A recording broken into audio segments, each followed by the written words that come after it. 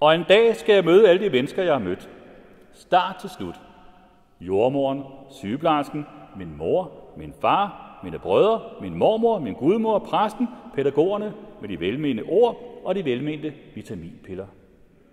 Min klasselærer, som yndede at rode mit hår, for det var jo andre tider, og det var værre tider, og det var bedre tider. Og jeg vil møde til fodbold med sommerfugletatoveringer, og jeg vil spille højre inderving. Og Karin på bodega og bartender og Kim Larsen, en nat, et lokum, et værtshus i Svendborg, og Scott Ian fra Anthrax og en festival i Roskilde.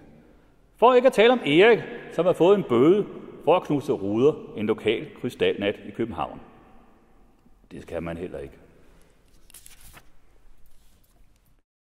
Og jeg skal møde hundulven Ib med de 700 sind, og Karoline fra Hulgårds Plads, og Marie, som rev og slog og elskede og savnede kærlighed.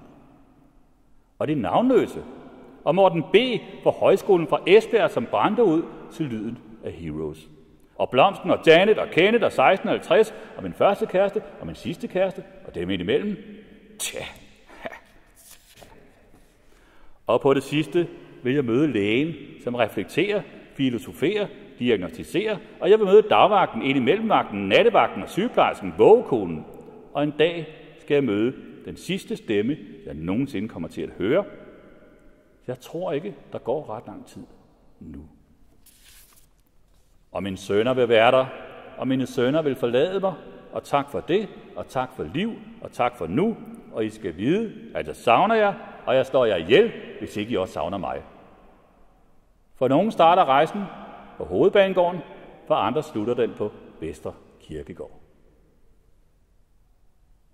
Gud bevarer Vesterbro.